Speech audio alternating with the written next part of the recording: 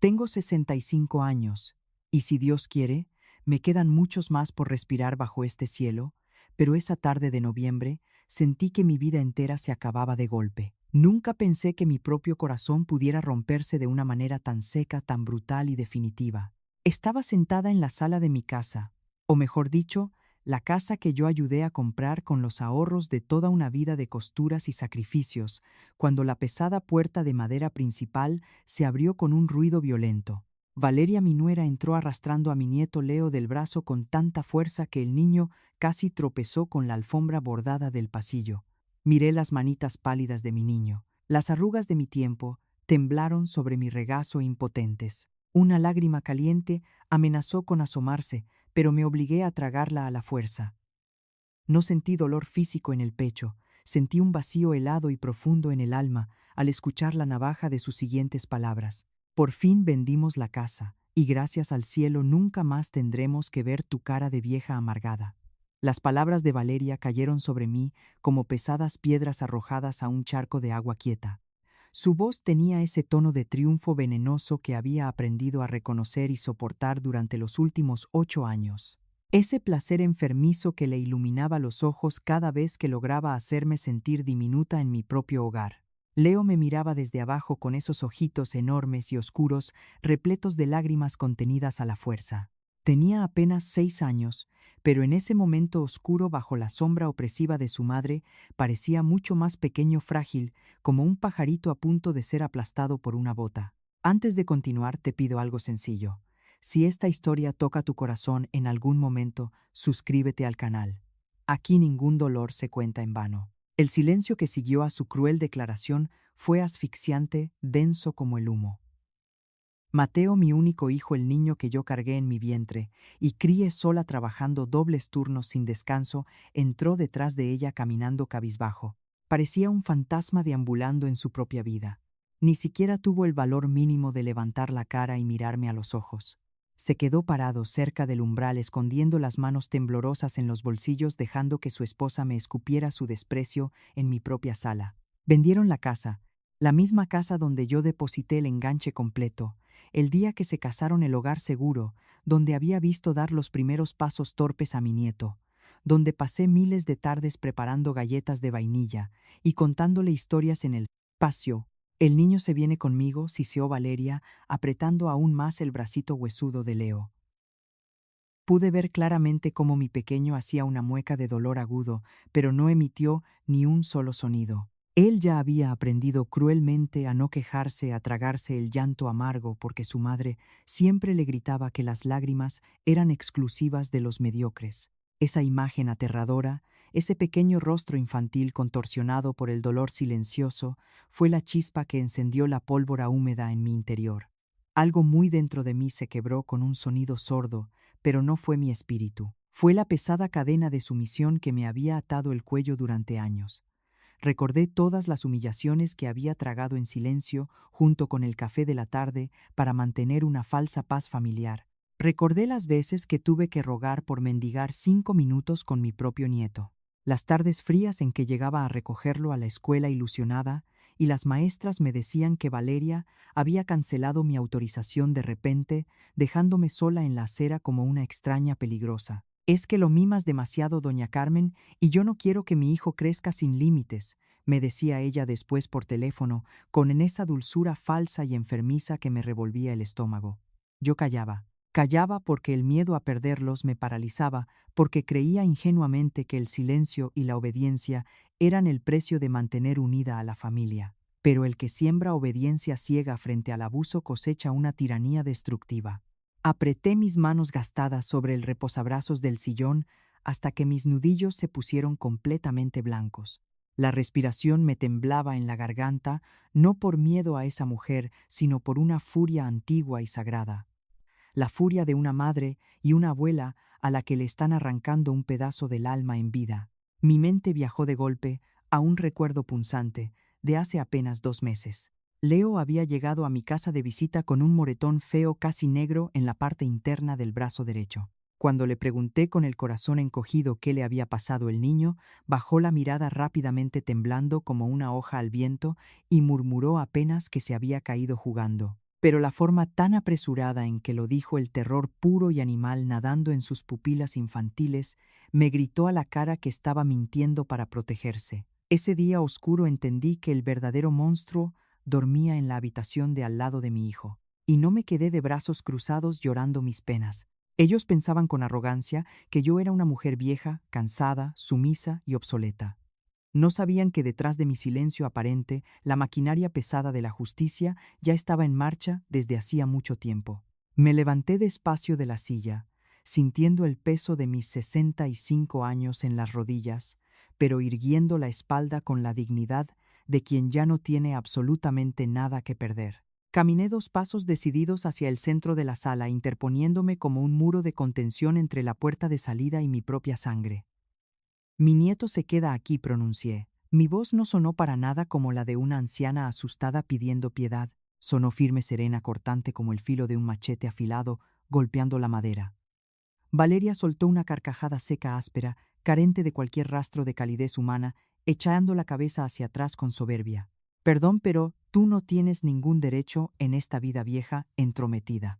Este niño es mi propiedad, y me lo llevo lejos de ti, para siempre, a donde no puedas contaminarlo. Leo no aguantó más la presión y soltó un sollozo ahogado, llorando quedito al escuchar los gritos afilados. Valeria le dio un jalón brusco que casi le disloca el hombro, clavando sus uñas largas en la piel del niño. Deja de llorar, pedazo de inútil. Quieres que la gente piense que eres un bebé patético. Ese fue, sin lugar a dudas, su último y más grave error. Su última exhibición de tiranía impune. Valeria no sabía que justo detrás de la puerta principal que había dejado a medio abrir en su prisa, por destruirme los pasos firmes de su propia ruina, ya resonaban en las baldosas del porche. Justo cuando ella tiró del bracito de Leo para arrastrarlo sin piedad hacia la calle y subirlo al auto, una figura impecable se recortó en el umbral. Era el licenciado Alejandro Torres, mi abogado, un hombre de rostro severo, traje impecable y mirada implacable. Bajo el brazo sostenía un pesado maletín de cuero negro, y en la mano derecha una carpeta gruesa, densa, rebosante de secretos oscuros, de facturas médicas, ocultas, de peritajes psicológicos y de grabaciones clandestinas que harían temblar de pánico a cualquiera. «Buenas tardes», dijo Alejandro, con una voz fría y profesional que cortó instantáneamente el aire tóxico de la habitación. «Soy el representante legal de doña Carmen y traigo unos documentos que les aseguro van a cambiar sus planes de viaje de manera permanente». Valeria se quedó literalmente congelada, su sonrisa de desprecio absoluto, desvaneciéndose en el aire como humo barato, mientras sus ojos se clavaban con terror en aquella carpeta. El juego retorcido había terminado por fin, y esa mujer estaba a punto de descubrir de la peor manera que a una abuela mexicana se le respeta, o el karma te cobra la factura con intereses. El licenciado Alejandro no era un hombre de gritos. Su sola presencia, erguida y envuelta en ese traje gris impecable, bastaba para congelar el infierno mismo. Vi cómo el rostro de Valeria perdía su color, pasando de un rojo de furia a un blanco translúcido casi enfermizo. Sus dedos, que hasta ese momento clavaban sus uñas pintadas en el brazo de mi pequeño Leo, se aflojaron de golpe. El niño, en un movimiento rápido y desesperado, corrió hacia mí y se aferró a mis faldas, temblando como un pajarito bajo la tormenta. Mateo, que había permanecido como una estatua de sal en el rincón de mi propia sala, pareció despertar de su largo letargo. «¿Qué está pasando aquí?», mamá balbuceó, mirándome con ese desconcierto patético que llevaba puesto desde hace años. Antes de que yo pudiera responder, Alejandro dejó caer la pesada carpeta sobre la mesa de centro con un golpe seco que retumbó en las paredes. «Tenemos pruebas de maltrato infantil, manipulación psicológica y fraude financiero», sentenció el abogado. Valeria soltó una carcajada nerviosa, aguda y estridente.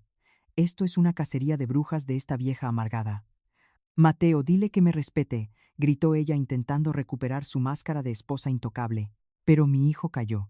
Solo miraba la carpeta de cuero negro como si fuera un artefacto explosivo a punto de detonar, y en cierto modo lo era. Esa carpeta contenía la autopsia de los últimos 8 años, los oscuros años en los que permití que esa mujer desmantelara a mi familia pieza por pieza.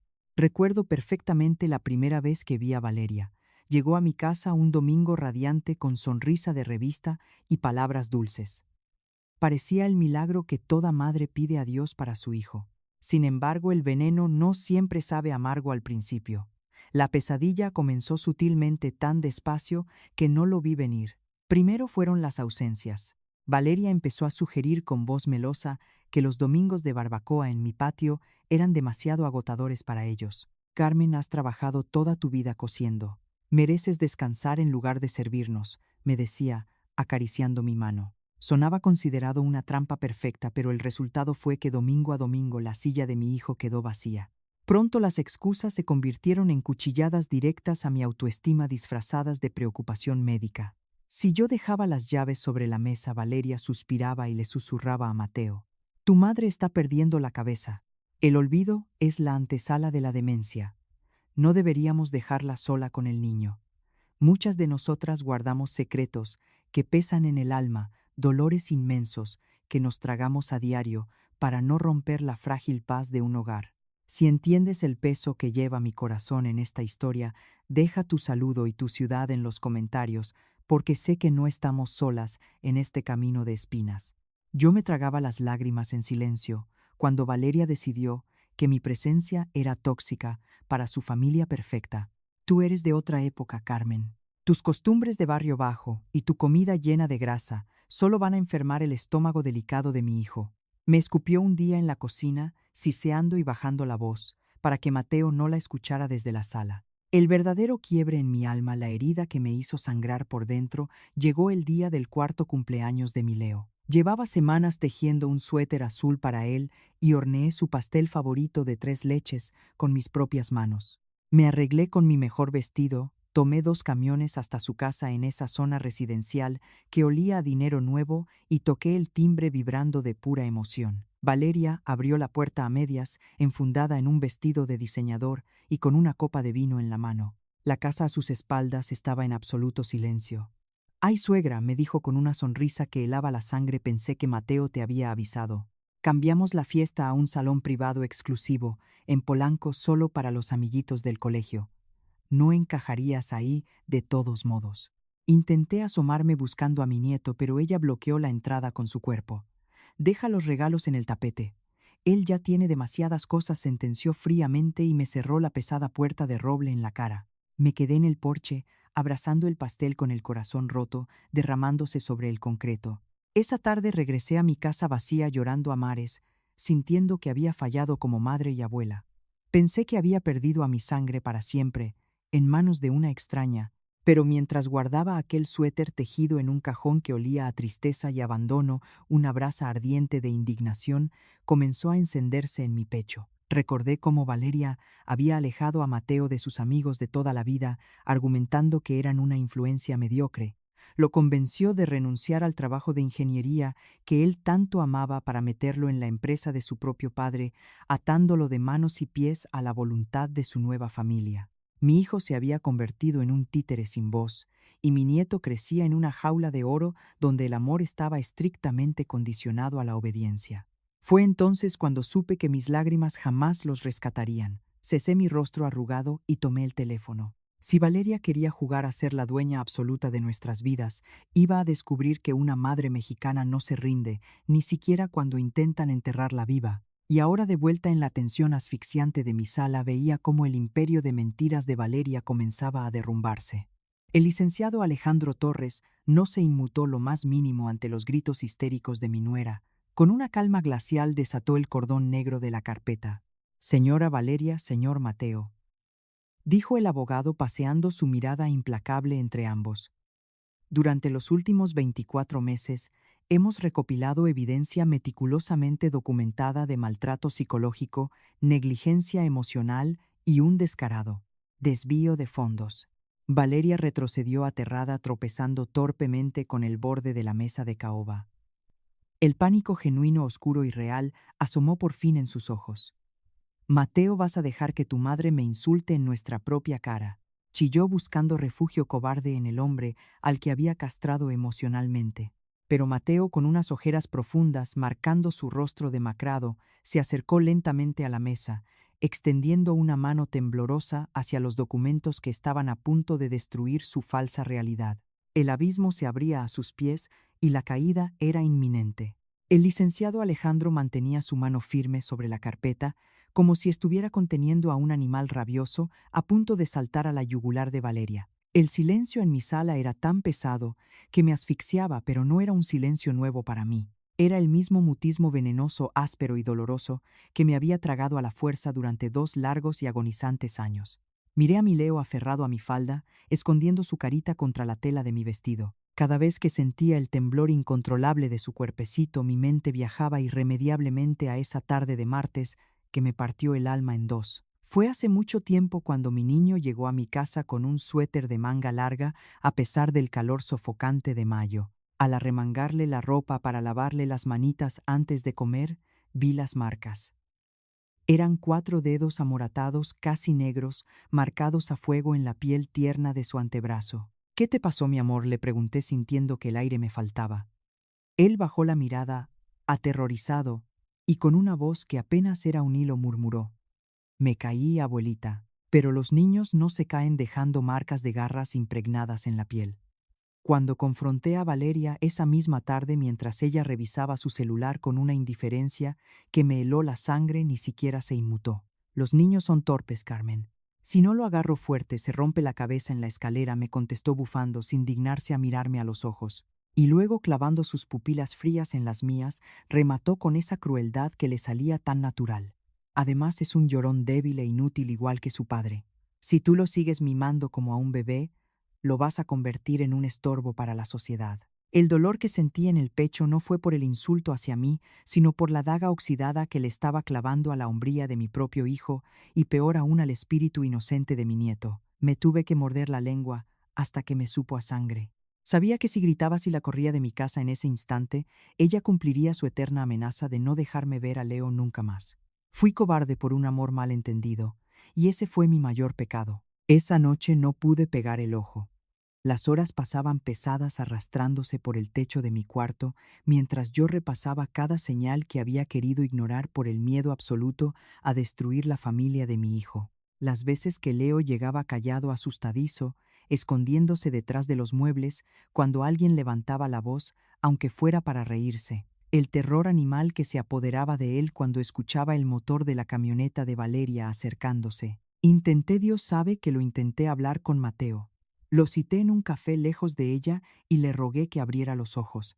«Mateo, tu hijo tiene miedo en su propia casa», le dije con el corazón desgarrado en las manos. Pero él, mi niño fuerte, me miró con una expresión de hartazgo y sumisión que me destrozó el alma.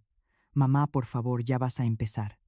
Valeria sabe lo que hace, es su madre. Tú siempre estás buscando pretextos para atacarla y no respetas nuestros límites». Había logrado lavarle el cerebro por completo, aislándolo de la realidad y haciéndole creer que yo era el verdadero monstruo controlador de la historia. Me sentí completamente sola navegando a la deriva en un mar de desesperación, hasta que recibí la llamada que confirmó mis peores pesadillas. Fue la maestra Carolina del preescolar de Leo. Su voz temblaba al otro lado de la línea pidiéndome que fuera a la escuela de urgencia a espaldas de los padres. Cuando llegué, me hizo pasar a un salón vacío que olía a plastilina y angustia. «Doña Carmen», me dijo con los ojos llenos de lágrimas contenidas, «estoy muy preocupada por Leo. Se esconde debajo de los pupitres cuando otros niños gritan jugando. Ha dejado de comer su refrigerio y, lo más alarmante, ha empezado a hacer unos dibujos muy perturbadores. Sentí que el estómago se me caía a los pies». La maestra sacó de una carpeta azul un papel arrugado y me lo puso enfrente. Lo que vi dibujado con crayones oscuros negros y morados me robó el aliento y me sacó un sollozo profundo que me desgarró la garganta. Era el dibujo de una casa oscura sin ventanas ni sol, como una prisión. Dentro había 3 figuras. Una pequeña minúscula acurrucada en una esquina inferior, una mediana parada lejos inactiva y pasiva, y en el centro, ocupando casi todo el papel, una figura enorme monstruosa, pintada con trazos violentos y una boca negra abierta llena de dientes afilados como cuchillos. Le pregunté quiénes eran, continuó la maestra Carolina limpiándose una lágrima. Me dijo que la figura grande era su mamá cuando se enoja. Mis manos temblaban de tal manera que el papel crujía ruidosamente entre mis dedos. El monstruo de dientes afilados era la mujer que dormía todas las noches junto a mi hijo. La misma mujer que subía fotos de familia perfecta y bendecida a sus redes sociales con ropa de marca, mientras en la oscuridad asfixiante de su casa devoraba viva el alma de un niño inocente. ¿Por qué no hablaron con Valeria?, pregunté ahogándome en mi propio llanto, sintiendo que la culpa me devoraba por dentro. La maestra me confesó bajando la voz como si tuviera miedo que lo intentaron en la última junta de padres, pero Valeria montó en cólera de inmediato. Amenazó histéricamente con demandar a la escuela por difamación y con sacar a Leo ese mismo día si volvían a cuestionar su intachable método de crianza. Se atrevió a gritar que el niño tenía una imaginación enferma y que yo le metía ideas en la cabeza. Ese pedazo de papel, ese dibujo lleno del dolor infantil más puro y desgarrador, lo guardé en mi bolsa como si fuera una reliquia dolorosa. Mientras caminaba de regreso a mi casa por las calles empedradas de mi colonia, le hice un juramento solemne a la Virgen de Guadalupe. Lloré todo lo que tenía que llorar. Vacié mi alma de tristeza y gota a gota la fui llenando de una determinación fría, calculadora y letal. El llanto ciego y sumiso de una abuela derrotada se había terminado para siempre. Ahora comenzaba la estrategia meticulosa para destruir a la fiera desde sus cimientos. Si Valeria pensaba que había ganado la guerra silenciando a mi hijo y aterrorizando a mi nieto, estaba a punto de conocer en carne propia de lo que es capaz una madre mexicana cuando tocan a su sangre. Después de aquella tarde asfixiante en el preescolar, mis lágrimas se secaron para siempre. Entendí que llorarle a todos los santos no iba a salvar a mi niño de las garras de esa mujer. Tenía que tragarme el miedo y ensuciarme las manos. Al día siguiente, tomé el poco dinero que tenía escondido en una vieja lata de galletas y fui a una tienda de electrónica en el centro de la ciudad. Compré una grabadora de voz diminuta negra apenas del tamaño de una moneda de 10 pesos. Esa misma noche, con las manos temblando por la artrosis, pero con el corazón latiendo al ritmo violento de un tambor de guerra, descosí con sumo cuidado la espalda del osito de peluche que le había comprado a Leo para su 5º cumpleaños. Metí el aparato entre el algodón, lo aseguré con unas puntadas firmes y volví a cerrar la costura para que quedara totalmente invisible. Una madre y abuela jamás debería tener que convertirse en espía dentro de la propia casa de su sangre. Pero cuando descubres que el mismo diablo duerme en la habitación de tu hijo, la moralidad se vuelve un lujo estúpido y cobarde que no te puedes dar. Al día siguiente, le entregué el oso a mi nieto pidiéndole con un nudo en la garganta que lo abrazara muy fuerte cada vez que sintiera miedo en su propia casa. Tardé 2 semanas enteras en recuperar aquel peluche, utilizando la excusa barata de que necesitaba remendarle un ojo que se le estaba aflojando. Esa madrugada me encerré en mi cocina con las luces apagadas, las persianas cerradas y una taza de café frío entre las manos que no paraban de temblar. Conecté el pequeño aparato. Los primeros minutos solo registraron el murmullo de la televisión y los pasos ligeros de mi nieto jugando en la alfombra. Pero entonces la aparente calma se cortó de tajo con un estruendo. Escuché el sonido nítido de un vaso de vidrio rompiéndose contra el piso, seguido inmediatamente por el rugido histérico y desquiciado de Valeria. «Eres un estúpido, Leo. ¿Por qué no puedes hacer nada bien, pedazo de inútil?», gritaba ella con una voz tan estridente, tan cargada de veneno crudo, que me hizo dar un brinco en la silla como si me hubieran abofeteado. Mi niño sollozaba bajito, aterrorizado, pidiendo perdón a medias, y entonces llegó el golpe maestro, la puñalada que me partió el alma en 1000 pedazos. «Cállate de una vez, escuincle llorón. Por eso tu abuela ya no viene a verte, porque le das asco, porque eres una carga insoportable para ella y para todos nosotros». Escuchar cómo le inyectaba ese veneno corrosivo en el alma pura de mi pequeño, cómo lo manipulaba para convencerlo de que yo lo había abandonado por falta de amor, me provocó unas náuseas tan violentas que tuve que correr al lavadero de la Ñoras Pacio. Esa noche vomité hasta la bilis, pero cuando me enjuagué la boca con agua helada y me miré fijamente en el espejo astillado sobre el lavabo, ya no vi a doña Carmen, la viuda sumisa y callada. Vi a una loba vieja rabiosa dispuesta a despedazar con sus propios dientes a quien se atreviera a tocar a su cachorro. Sabía perfectamente que el maltrato psicológico era difícil de probar en los juzgados de este país si no había huesos rotos evidentes. Necesitaba algo más contundente, algo terrenal que la justicia y mi propio hijo no pudieran ignorar ni justificar. El instinto fiero me llevó a pensar en el dinero.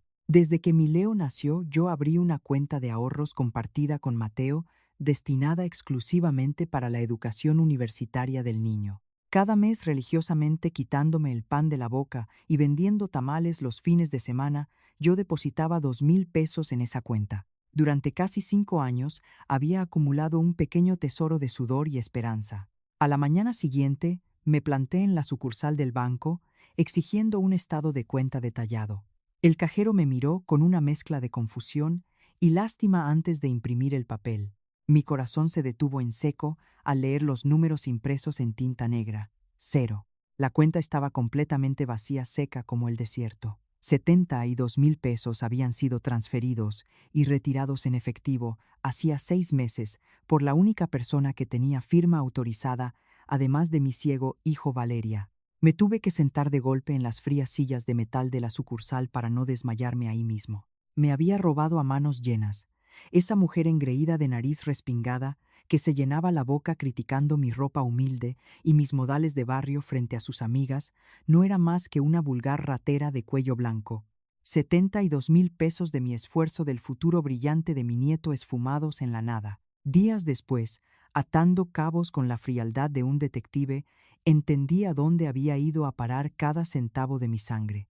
Recordé con asco las fotos que ella había subido a sus redes sociales en esos mismos meses: bolsas de diseñador europeo, fines de semana ostentosos en Valle de Bravo, cenas en restaurantes de lujo donde un solo platillo cuesta lo que yo gano, cociendo durante una semana entera. Y Mateo, ¿dónde demonios estaba la dignidad de mi hijo mientras su fina esposa nos saqueaba a sus espaldas? La rabia me quemaba las entrañas como ácido, al darme cuenta de que había criado a un hombre tan blando, tan ciego y arrastrado que prefería mirar hacia la pared mientras Valeria despellejaba, viva, a su propia madre y le robaba el porvenir a su hijo. Me sentí profundamente asqueada de mi propia crianza. Valeria no solo era una abusadora infantil, de la peor calaña, era una parásita hambrienta, una sanguijuela aferrada a la vena principal de mi familia, chupando nuestra vida para financiar su teatro de plástico. Con el pequeño aparato de grabaciones escondido en el sostén cerca de mi corazón y los estados de cuenta bancarios apretados en mi puño hasta arrugarlos, sentí que por fin tenía el arma cargada y lista para disparar. Valeria había construido su frágil reino de cristal, pisoteando mi bondad, creyendo que su juventud y su manipulación la hacían intocable. Se creía la reina absoluta del tablero, moviendo a mi hijo como un peón inútil, pero olvidó un detalle fundamental: yo soy la dueña de la mesa. Esa misma tarde caminé con paso firme y la frente en alto hacia el despacho del licenciado Alejandro Torres. Ya no iba a pedir consejos tímidos ni a llorar mis penas como una anciana desamparada. Iba a exigirle que afilara la guillotina de una vez por todas. La cuenta regresiva había comenzado irremediablemente para la señora perfecta, y su caída iba a ser estrepitosa. El despacho del licenciado Alejandro Torres olía a cedro viejo, a papel entintado y a café cargado. Me senté frente a su imponente escritorio de caoba, con las manos entrelazadas sobre mi regazo, sintiendo que el corazón me latía en la garganta como un pájaro atrapado, golpeando mis costillas con desesperación. Saqué de mi bolsa de tela la pequeña grabadora negra, los estados de cuenta bancarios arrugados por la frustración y aquel dibujo espeluznante que mi Leo había trazado en el preescolar. Poner esas pruebas sobre el frío cristal de su mesa fue como firmar con mi propia sangre el acta de defunción del matrimonio de mi único hijo. El silencio en la oficina era sepulcral, asfixiante, mientras el abogado escuchaba el audio. Vi cómo la mandíbula de aquel hombre curtido en 1000 batallas legales se tensaba al escuchar los gritos desquiciados de Valeria, rasgando la inocencia de un niño. Doña Carmen, me dijo finalmente, quitándose los lentes con una lentitud que me heló la sangre: esto que tiene aquí no es material para un simple y civilizado divorcio. Esto es la radiografía exacta de un secuestro emocional, abuso infantil y un fraude criminal descarado. Escuchar esas palabras tajantes de la boca de un profesional fue como recibir un balde de agua helada en pleno invierno. Yo sabía que Valeria era una mujer mala, superficial y de una ambición vulgar, pero la palabra criminal resonó en mi cabeza con un eco ensordecedor que me provocó náuseas. Mi hijo Mateo no sabe nada, licenciado, susurré, sintiendo una vergüenza profunda y dolorosa por la ceguera patética de mi propia sangre. Mateo está anestesiado. Ella lo ha convertido en un fantasma, en un títere en su propia casa. Alejandro se inclinó hacia adelante cruzando las manos con firmeza. A los manipuladores narcisistas no se les enfrenta con lágrimas de madre ni con sermones de domingo, doña Carmen. A esa calaña se le destruye con papel tinta y expedientes innegables. Necesitamos más municiones. Si queremos quitarle al niño y refundirla en la cárcel, necesitamos un caso blindado. Quiero historiales médicos. Quiero testigos. Quiero que desentierre el pasado de esa mujer y me lo ponga sobre este escritorio. Así comenzó mi doble vida, mi descenso a las sombras. Me convertí en un fantasma silencioso, tejiendo una red invisible justo bajo las narices estiradas de la mujer que creía haberme derrotado por completo. Recordé con una punzada de pánico que Leo había dejado de ir con su pediatra de toda la vida hacía un año. Aprovechando una mañana en la que Valeria se largó a un desayuno de sociedad con sus amigas hipócritas, rastreé la cartilla de vacunación en los cajones de su casa. Descubrí con auténtico horror que había cambiado de clínica infantil 3 veces en menos de 8 meses. Cuando logré contactar extraoficialmente al primer médico, un hombre mayor y de principios intachables, me confirmó mis peores sospechas en una llamada telefónica que me cortó la respiración. Doña Carmen, yo cuestioné severamente a su nuera por unos moretones atípicos y alarmantes en la espalda del niño. Al día siguiente, canceló todas las citas, y no volvieron jamás. Esa víbora estaba borrando sus huellas meticulosamente, saltando de consultorio en consultorio para que nadie documentara sus abusos físicos sistemáticos. En este momento de tanto dolor, tu like es un apoyo inmenso para mí, para Carmen y para todas las mujeres que sufren en silencio por los suyos. Dime, ¿alguna vez tuviste que investigar a alguien que amabas profundamente? ¿O escarbar en las sombras de tu propia familia para descubrir una verdad que te destrozó el alma entera? La soledad de saber la cruda verdad y no poder gritarla a los 4 vientos es un veneno lento que te quema las entrañas día y noche. Yo tenía que sentarme los domingos en la mesa con ellos, partir el pan dulce, servirle la sopa caliente a la misma mujer que maltrataba a mi nieto y sonreír. Sonreír mientras por dentro sostenía un cerillo encendido, esperando con paciencia de cazador el momento exacto para incendiar su teatro de hipocresía. Cada vez que Valeria me miraba con esa superioridad asquerosa, burlándose de mi ropa humilde o de mi guisado tradicional, yo tragaba bilis y pensaba en silencio. Disfruta tu corona de plástico, reina de las mentiras, porque el patíbulo ya te lo sino de. Estoy construyendo tabla por tabla. El licenciado Alejandro decidió ir un paso más allá de lo evidente. Me sugirió contratar a un investigador privado, un ex policía judicial que sabía perfectamente cómo mover las piedras más pesadas para encontrar a las alimañas escondidas. Fui al banco, saqué hasta el último peso que tenía guardado para mi vejez, vendí unas cadenitas de oro y unos anillos que me dejó mi difunta madre y le pagué en efectivo. ¿Qué estamos buscando exactamente?, le pregunté al detective el día que le entregué el sobre Manila con los billetes. Él me dedicó una sonrisa torcida, descolorida, de esas que han visto demasiada basura humana en las calles de la capital. Las mujeres como su fina nuera no nacen ayer, señora. Este nivel de maldad, de cinismo y manipulación siempre deja un rastro podrido, una deuda sin pagar o un cadáver en el closet de sus vidas pasadas. Deme 2 semanas y le traeré la cabeza de esa serpiente en bandeja de plata. La espera se convirtió en una tortura china. Me pasaba las madrugadas en vela, mirando el techo, rogando que mi pequeño Leo no estuviera llorando encerrado en un cuarto oscuro asustado, y solo mientras yo terminaba de preparar la trampa perfecta. Una tarde nublada, sintiendo que el pecho me iba a estallar por la presión y la rabia acumulada, caminé hasta la parroquia de mi colonia. La iglesia estaba vacía, sumida en ese silencio sagrado denso que huele a cera derretida y a flores marchitas. Me arrodillé frente al altar de la Virgen de Guadalupe, sintiendo el frío inclemente del mármol calar hasta mis huesos cansados de 65 años. Encendí una veladora pequeña, protegiendo la flama vacilante con mis manos temblorosas, y levanté la vista hacia su rostro compasivo. «Madre mía», le susurré con la voz rota por un llanto seco, áspero y sin lágrimas, «tú sabes bien que yo nunca he sido una mujer de pleitos ni venganzas. Tú sabes que crié a mi hijo con amor para ser un hombre de paz y trabajo. Pero te juro por la sangre sagrada de tu propio hijo que no voy a descansar ni a dormir hasta sacar a mi Leo de ese infierno disfrazado de hogar.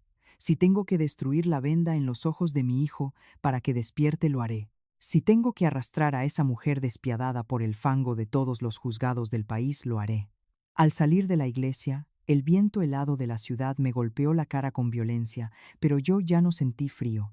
La tormenta silenciosa había terminado de gestarse en mis entrañas. Ahora solo faltaba el momento preciso para soltar los truenos y arrasar con todo. Los días que siguieron a mi juramento en la iglesia fueron, sin exagerar, un descenso en cámara lenta al mismísimo infierno. Porque lo más difícil de esta guerra no fue vaciar mis ahorros para pagarle al investigador privado, ni descoser el peluche de mi nieto a escondidas temblando de miedo. Lo verdaderamente insoportable fue tener que sentarme a la mesa con el diablo todos los domingos y fingir que el guisado no me sabía a pura ceniza.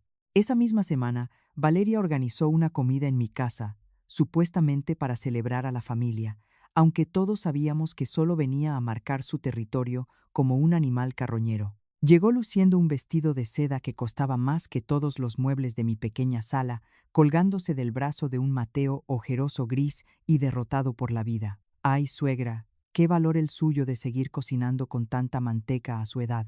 Si yo le diera esta bomba de colesterol a mi Leo, terminaría en la sala de urgencias.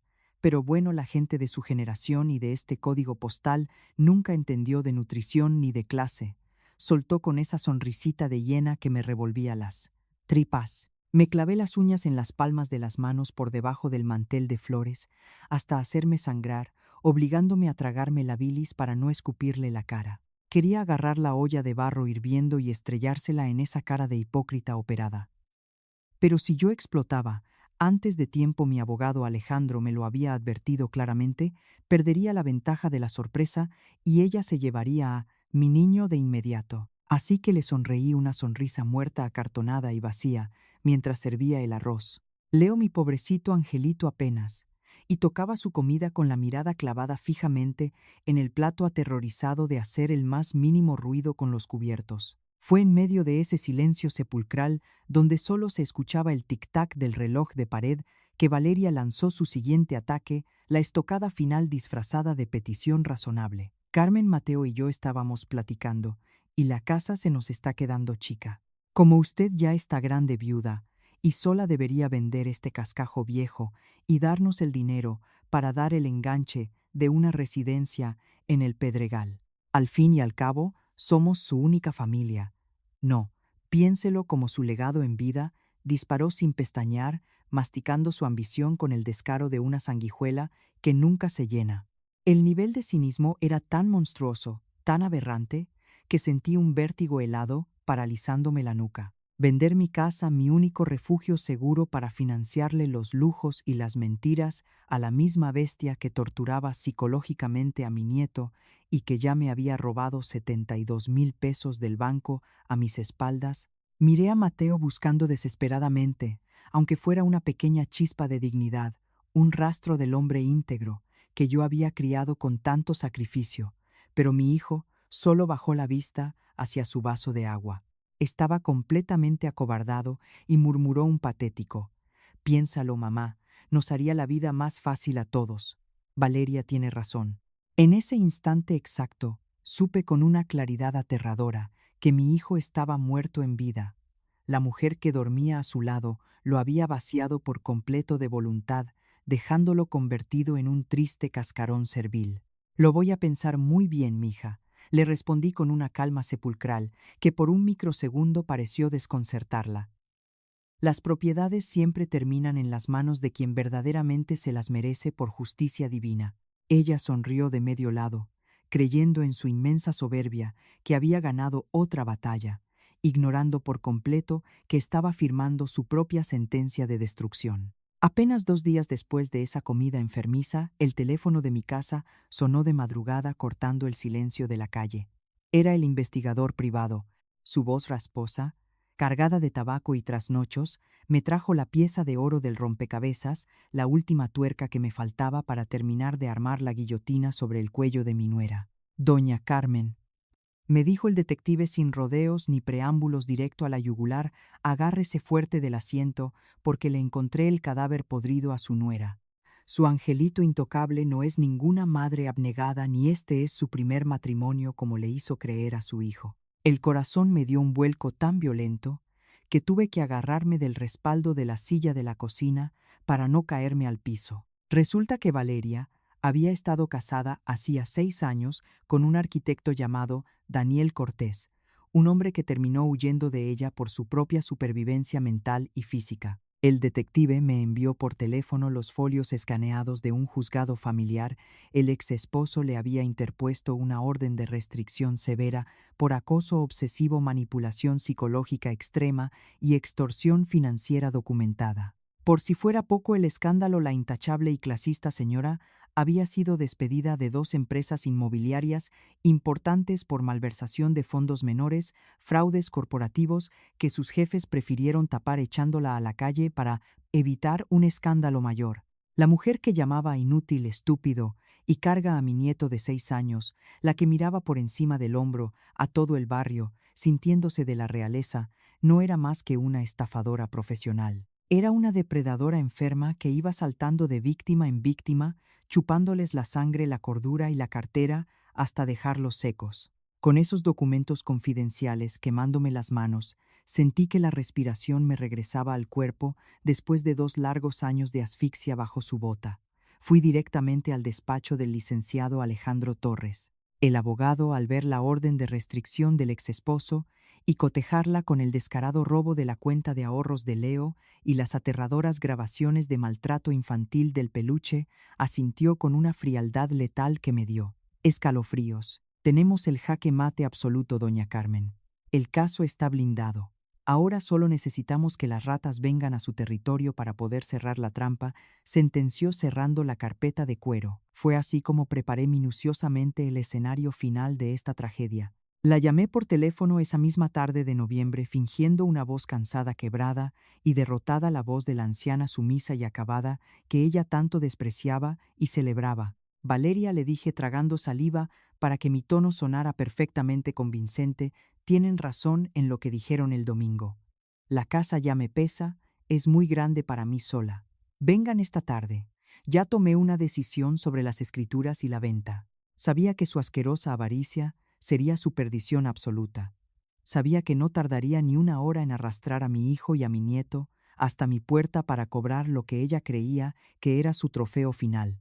No sabía que yo había invitado a la justicia a esa reunión. Así llegamos a este momento, sentada en la sala, esperando que abriera la puerta para desatar el apocalipsis. El licenciado Alejandro Torres avanzó hasta el centro de mi sala con la elegancia letal de un verdugo que conoce perfectamente su oficio. El sonido de sus zapatos sobre la duela de madera parecía el tic-tac de una bomba a punto de estallar. Sin perder el contacto visual con Valeria, dejó caer sobre la mesa de centro la gruesa carpeta de cuero negro que traía en la mano.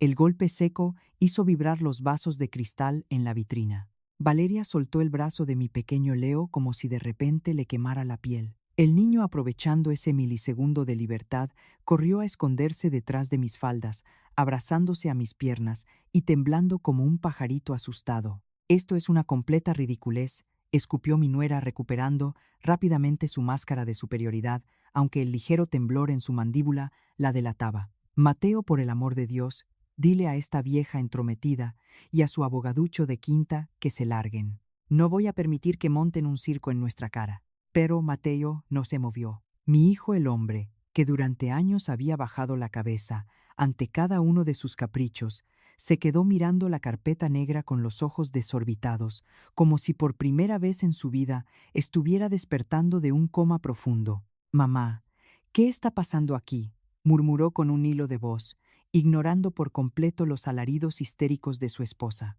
Alejandro no pidió permiso para comenzar el espectáculo. Abrió la carpeta ceremoniosamente y sacó el primer fajo de papeles. «Comencemos con los registros médicos de urgencias del menor», anunció el abogado con una voz gélida que congeló la habitación. 3 visitas en los últimos 18 meses. Una por una supuesta caída de la cama, otra por quemaduras con agua caliente y la última por moretones severos en la espalda. Valeria palideció, de golpe su maquillaje perfecto parecía ahora una máscara de cera a punto de derretirse. Los niños se caen, se golpean, es normal, gritó ella intentando arrebatarle los papeles. Lo que no es normal, replicó Alejandro apartando los documentos, es que en los 3 casos, los médicos anotaron en sus expedientes que el patrón de las lesiones era totalmente inconsistente con las explicaciones dadas. Vi cómo las rodillas de Mateo flaqueaban.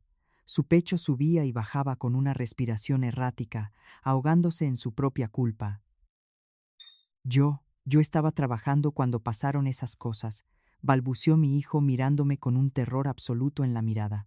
El peso de su ausencia, el darse cuenta de que había entregado a su propio hijo a las garras del diablo para mantener contenta a su mujer, lo estaba partiendo en 2 frente a mis ojos. Sentí una punzada de dolor por él, pero no podía detener la maquinaria ahora.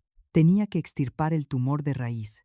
El abogado sacó entonces los estados de cuenta bancarios, y no solo tenemos evidencia de abuso físico y psicológico continuo, sino también de un fraude descarado, continuó Alejandro implacable. La señora Valeria vació por completo la cuenta de ahorros universitarios que doña Carmen abrió para su nieto. 72,000 pesos transferidos directamente a cuentas personales a nombre de ella para financiar sus lujos. Mateo giró la cabeza hacia su esposa, y por primera vez en 8 años, no vi sumisión en su rostro, sino un asco profundo y visceral.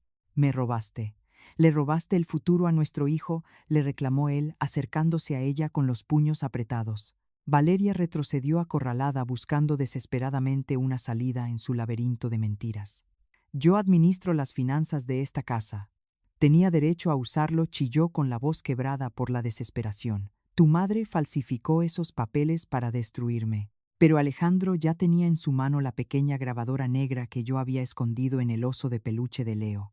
Sin decir una palabra más, presionó el botón de reproducción. La voz de Valeria llenó la habitación clara y cruel. Eres un niño estúpido, Leo. ¿Por qué no puedes hacer nada bien? Resonó en la sala.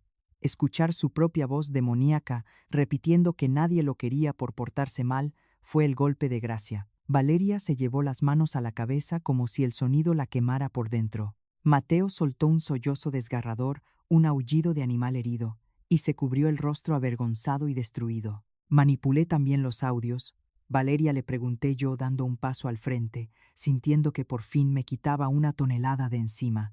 También manipulé la orden de restricción que tu exesposo Daniel Cortés te puso por acoso y extorsión psicológica hace años. El silencio que siguió a esa revelación fue absoluto y sepulcral.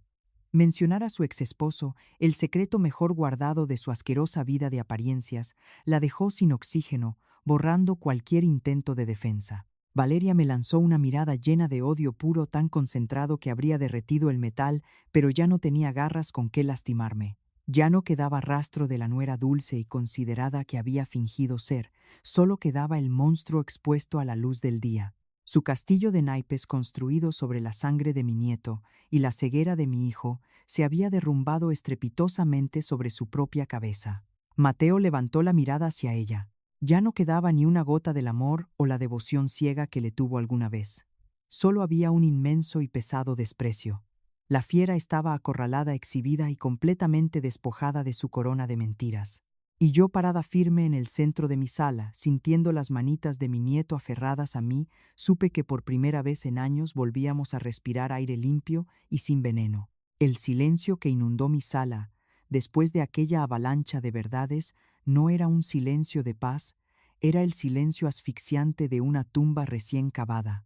El aire pesaba toneladas cargado de un dolor tan denso que casi se podía cortar con un cuchillo. Mateo, mi muchacho el ingeniero, que alguna vez fue el gran orgullo de esta casa, parecía haberse encogido hasta desaparecer dentro de su propia camisa. Con las manos temblorosas y el rostro descompuesto por una agonía muda, se dejó caer de rodillas sobre la alfombra, justo a la altura de mi pequeño Leo, quien seguía aferrado a mis faldas, como un náufrago desesperado a su tabla de comina. Salvación. Mateo lo miró con los ojos anegados en un arrepentimiento tan crudo que me partió el alma en pedazos. Mi amor, le rogó mi hijo con la voz rota, rasposa, casi irreconocible. ¿Es verdad todo esto? ¿De verdad tu mamá te ha lastimado? El niño se estremeció de pies a cabeza, y ese pequeño temblor fue la respuesta más ruidosa que he escuchado en mi vida. Leo levantó su carita empapada en lágrimas y clavó la mirada directamente en Valeria. Vi el terror animal nadando en sus pupilas dilatadas. Sabía perfectamente que esa mujer le había advertido 1000 veces en la oscuridad de su cuarto que si abría la boca para quejarse, el castigo sería 1000 veces peor. Me arrodillé junto a mi hijo y tomé las manitas heladas de mi nieto dándole el calor y la protección que le habían robado durante años. No tengas miedo, mi cielo, aquí nadie te va a volver a tocar un solo pelo, le susurré, acariciándole la cabecita sudada. Entonces el dique de su sufrimiento infantil se rompió por completo. Yo trato de ser bueno, papá. Sollozó el niño con una desesperación que me desgarró las entrañas como un alambre de púas. Pero mi mamá siempre me dice que soy un estorbo, que por mi culpa tú estás muy triste, y por eso trabajas tanto para no darme. Y me jala el pelo bien fuerte cuando no quiero comerme la sopa. Escuchar esas atrocidades, salir de la boquita inocente de un niño de 6 años, fue como recibir un disparo de escopeta a quemarropa en el pecho. Mateo soltó un aullido gutural, un llanto de hombre quebrado desde los cimientos, y jaló a su hijo hacia su pecho, abrazándolo con una fuerza desesperada. Se estaba odiando a sí mismo, suplicándole perdón a Dios por haber estado tan ciego, por haber permitido que el monstruo durmiera plácidamente en su propia cama mientras devoraba a su cachorro en la habitación de al lado. Valeria, viéndose arrinconada sin escapatoria y con su circo de mentiras expuesto a plena luz del día, intentó su última y más patética jugada defensiva. Dio un pisotón histérico en la duela de madera y apuntó su dedo enjollado directamente hacia mi cara. «Eres una maldita bruja manipuladora», gritó escupiendo veneno por los colmillos, mientras la vena del cuello le saltaba a punto de reventar. «Le lavaste el cerebro al niño. Lo obligaste a decir esas estupideces, para arruinarme la vida, vieja argüendera, porque siempre me tuviste envidia». Pero esta vez el hechizo maligno se había roto para siempre. Mateo se puso de pie lentamente, soltando a Leo para que yo lo protegiera detrás de mi espalda. Ya no era el marido sumiso y agachón que pedía permiso hasta para respirar. Frente a nosotros se alzaba un padre herido al que le acababan de mostrar las cicatrices supurantes de su propia carne. Se acercó a Valeria con los puños tan apretados que los nudillos se le pusieron completamente blancos, temblando de una ira contenida. Ella instintivamente dio un paso atrás, tropezando con torpeza contra la mesita de centro, dándose cuenta de que el perro manso por fin había sacado los dientes. «No te atrevas a abrir la maldita boca para insultar a mi madre en su propia casa», rugió mi hijo con una furia volcánica que hizo vibrar hasta los cristales de las ventanas. «Todo este tiempo me hiciste creer que ella era el problema, que tú eras la víctima incomprendida, y resulta que me casé con un reverendo monstruo, con una vil ratera que abusa de un niño indefenso a mis espaldas». El licenciado Alejandro Torres observaba la escena desde su rincón, con una frialdad quirúrgica, sin mover un solo músculo, sabiendo que el caso estaba ganado y que la fiera estaba acabada. Valeria comprendió, en ese exacto instante, que había perdido el juego de forma definitiva, que la gallina de los huevos de oro y su estatus social se le habían escapado de las manos para siempre. Y como buena alimaña acorralada dejó caer la máscara de madre sufrida y esposa abnegada para mostrar su verdadero rostro deformado por el odio, el clasismo y la soberbia. «Pues quédense con su escuincle llorón y problemático al cabo que ni lo aguanto», nos escupió con un asco infinito, acomodándose la costosa bolsa de diseñador en el hombro con un desdén repulsivo. «Son tal para cual una familia de mediocres, de nacos y perdedores. Nunca soporté el asqueroso olor a pobreza de tu casa, Carmen. Y tú, Mateo, siempre fuiste un pobre pelele sin pantalones que no sirve para nada. Me dan muchísima lástima. Lárgate de aquí antes de que llame a la policía y te saque a rastras a la calle», le gritó Mateo, señalando la puerta abierta de par en par con la voz desgarrada por la traición. Valeria soltó una risa amarga y desquiciada, dio media vuelta pisando fuerte con sus tacones caros y salió de nuestra casa dando un portazo que retumbó como un trueno en toda la cuadra. El eco de ese golpe brutal marcó el final absoluto de 8 largos años de tiranía, humillaciones y abusos constantes. De pronto el aire en la sala se sintió ligero, puro, respirable otra vez. Mi hijo cayó de rodillas una vez más, sepultando el rostro en sus manos, llorando a mares por el tiempo perdido, mientras yo le acariciaba la espalda, repitiéndole bajito que la pesadilla había terminado. El abogado se aclaró la garganta con prudencia, sacando de su impecable maletín un nuevo documento con sellos oficiales. Señor Mateo, dijo con un tono profesional que nos devolvió a la realidad, esta es la solicitud para la custodia temporal de emergencia de su hijo y la orden de restricción inmediata contra su esposa. Necesito su firma ahora mismo porque la verdadera guerra en los tribunales empieza mañana a primera hora. Esa noche, la primera bajo mi propio techo, sin la sombra opresiva del monstruo, fue un purgatorio de insomnio y angustia contenida. Cada crujido de la madera, cada ráfaga de viento contra la ventana me hacía dar un respingo en la cama, aterrorizada de que Valeria regresara a tumbar la puerta en un ataque de locura. Leo durmió profundamente en el cuarto de huéspedes que yo había preparado meses atrás, rodeado de los peluches que le fui comprando a escondidas con tanta ilusión. Mateo, en cambio, se quedó como un bulto tirado en el sofá de mi sala con los ojos fijos en la nada, masticando en silencio la amargura de su propia cobardía. A la mañana siguiente, mientras le servía a mi niño unos hot cakes con miel, me partió el alma ver su carita pálida, sus ojitos todavía hinchados de tanto llorar el día anterior. Me preguntó con un hilo de voz, apenas un susurro tembloroso, si su mamá iba a venir a buscarlo. Me arrodillé a su altura, sintiendo que el corazón se me hacía chicharrón de la pena, y le juré por Dios que esa mujer no volvería a ponerle una mano encima. Su reacción no fue de alegría, sino de una resignación hueca.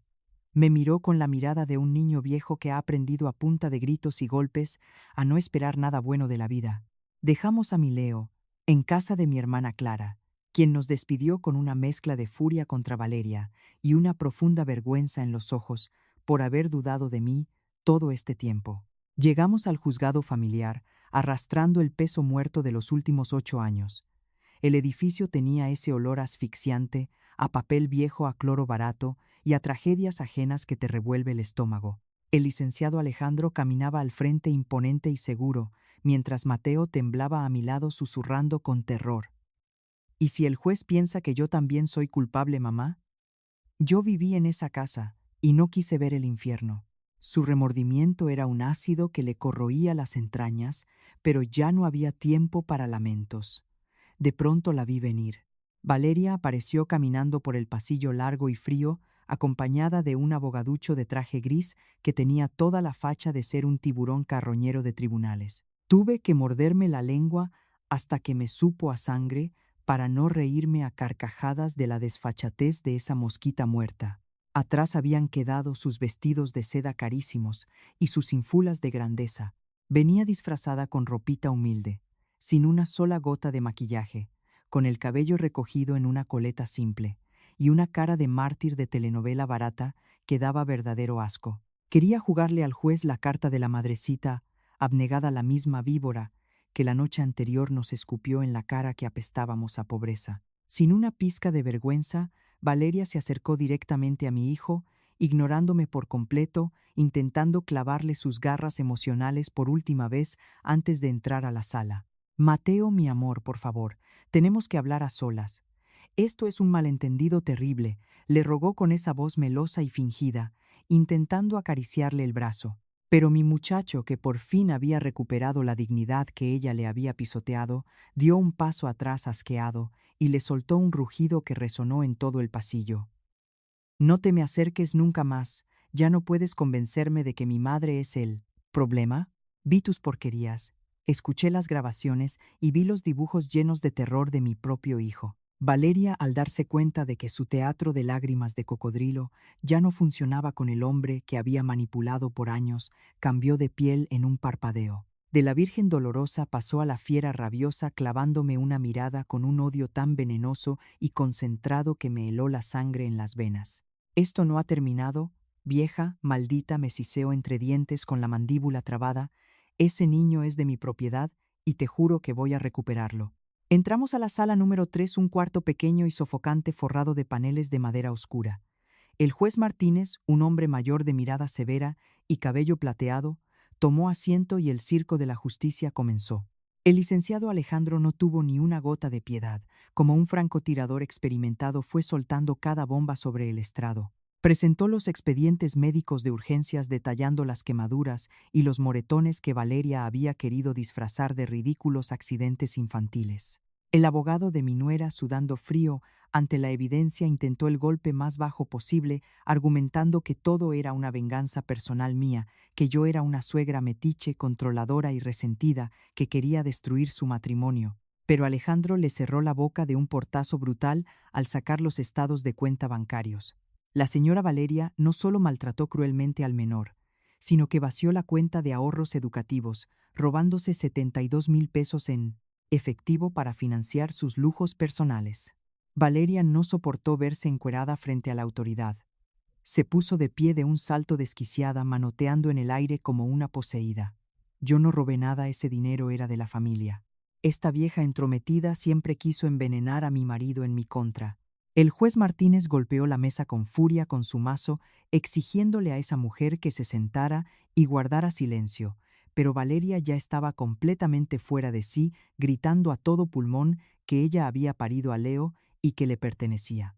El juez, asqueado por el espectáculo de desequilibrio mental que mi nuera acababa de montar ella solita, no necesitó escuchar más y dictó su sentencia. Ordenó la custodia temporal de emergencia de mi Leo a mi favor por 6 meses completos. Obligó a Mateo a tomar terapia familiar, estricta por haber sido un cómplice ciego de la tiranía, y lo más glorioso de todo, le clavó a Valeria una orden de restricción. Si se acercaba a menos de 500 metros de mi nieto, terminaría refundida en la cárcel de inmediato. Mientras los oficiales de seguridad se acercaban para escoltarla fuera de la sala, Valeria nos regaló su último y más venenoso escupitajo, una frase que mató para siempre el último gramo de piedad en el corazón de mi hijo. Pues quédense con ese chamaco problemático, al cabo que ni lo aguanto, gritó con la cara desfigurada por la rabia. Siempre fue una maldita carga, un escuincle débil, chillón e inútil, exactamente igual que su mediocre padre. Mateo se encogió en su silla, como si le hubieran dado un balazo en el estómago, pero al ver a esa mujer salir arrastrada por el pasillo, supe que el hechizo se había roto definitivamente, y por fin éramos libres. 6 meses han pasado desde que el mazo del juez hizo eco en aquella sala asfixiante, pero el eco de los últimos alaridos de Valeria todavía me taladra los oídos en las noches de insomnio. Quédense con ese chamaco problemático, al cabo que ni lo aguanto, por nos escupió con su cara deformada por el odio mientras los guardias la arrastraban por el pasillo. ¿Qué clase de entrañas podridas debe tener una mujer para vomitarle ese desprecio tan vil a su propia sangre? A veces me despierto sudando frío, sintiendo la rabia hervir en mis venas, al recordar cómo trató a mi niño, como si fuera un estorbo basura que se barre bajo la alfombra. Pero entonces el olor a mantequilla tostada y vainilla me devuelve a la vida. Mi casa, la misma que ella quería que yo malvendiera para largarme a un rincón a morir de tristeza, hoy huele a galletas recién horneadas. Mi pequeño Leo está parado en un banquito de madera junto a mi estufa, con la lengüita asomada por la inmensa concentración, embarrando de glaseado blanco una galleta en forma de estrella.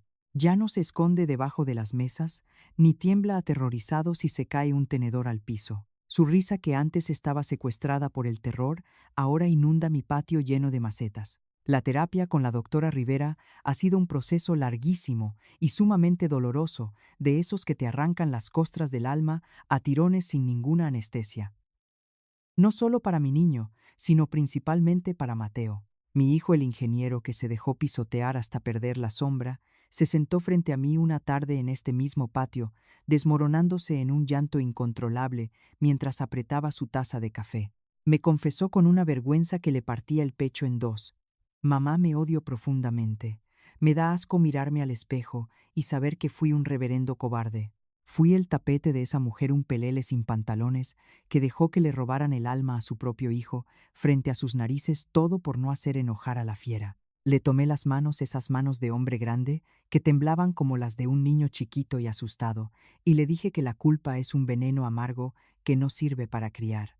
Le exigí que se perdonara, no por él, sino porque mi Leo necesitaba un padre entero firme, no las sobras rotas de un marido maltratado. Mateo sacó fuerzas de su propio dolor y consiguió un empleo nuevo modesto, pero honrado lejos de las garras manipuladoras de los familiares de su exesposa. Rentó un departamentito de 2 cuartos aquí cerquita y pintó él mismo la recámara de Leo de azul cielo, pegando estrellitas que brillan en la oscuridad en el techo para espantar las pesadillas.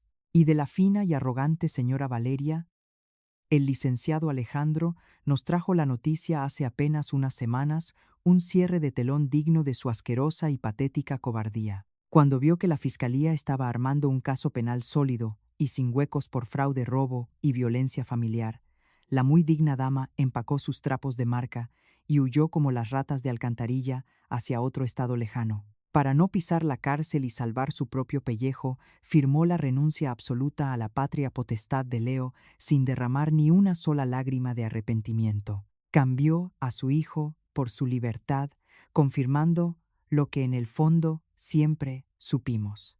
Nunca lo amó, solo era un trofeo más en su estúpido teatro de apariencias clasistas. No puede acercarse a él jamás, y si lo intenta terminará refundida tras las rejas. Hoy celebramos el cumpleaños número 7 de mi Leo. La casa está llena de primos de globos de colores y del escándalo hermoso de una familia que sobrevivió junta al huracán. Mientras recogíamos los platos de cartón del jardín, mi niño se me acercó corriendo con un papel arrugado en sus manitas llenas de betún de chocolate. Ya no era aquel dibujo perturbador oscuro y lleno de dientes afilados que me robó el aliento y la paz en la escuela. Esta vez trazó con crayones muy brillantes una casa enorme con un sol amarillo. En el centro estábamos 3 figuras, una anciana, un hombre y un niño pequeño, los tres fuertemente tomados de la mano, sonriendo bajo un techo seguro. Mateo apareció detrás de mí, apoyó su barbilla en mi hombro y al ver el dibujo rompió a llorar, pero esta vez eran lágrimas limpias puras. Gracias, mamá, me susurró con la voz entrecortada, abrazándome tan fuerte que sentí que me unía los pedazos rotos del alma. Gracias por no rendirte, por ser la leona que nos salvó de las garras de esa mujer cuando yo estaba ciego. Le acaricié el cabello a mi hijo y miré a mi nieto correr detrás de una pelota en el pasto húmedo. A veces la vida te quiebra, te arrastra por el lodo y te obliga a tragarte el orgullo, pero te enseña a golpes que la sangre y la dignidad no se negocian absolutamente con nadie. El ocaso está cayendo sobre nuestro patio, tiñendo el cielo de tonos naranja y violeta, y por primera vez en casi una década respiro una paz inquebrantable. El atardecer trae paz después de la devastadora tormenta. ¿Cómo está tu corazón ahora, después de recorrer este camino lleno de espinas conmigo? Escribe en los comentarios una palabra que defina todo este viaje para ti. Si estas palabras te ayudaron a sanar una herida profunda o a abrir los ojos frente a una injusticia que ocurre en tu propia casa, compártelas con quien más lo necesite, porque el silencio nunca jamás debe ser el escondite de los monstruos. La historia y los personajes presentados en este relato son una obra de ficción creada exclusivamente con fines de entretenimiento y reflexión. Sin embargo, los temas oscuros que se abordan aquí, tales como la violencia intrafamiliar, el maltrato psicológico, el abuso infantil y la manipulación emocional, son realidades devastadoras que afectan a miles de personas cada día. Si tú, algún familiar o alguien que conoces se encuentra atrapado en una situación de abuso, negligencia o violencia, por favor, no te quedes en silencio. Busca ayuda de inmediato. Acércate a las autoridades competentes de tu localidad, a instituciones de apoyo familiar o confía en una persona cercana que pueda brindarte respaldo y protección. Recuerda que la culpa nunca es de la víctima y que sin importar cuán oscura parezca la situación, nunca estás sola. Romper el silencio es el primer paso hacia la libertad y la sanación.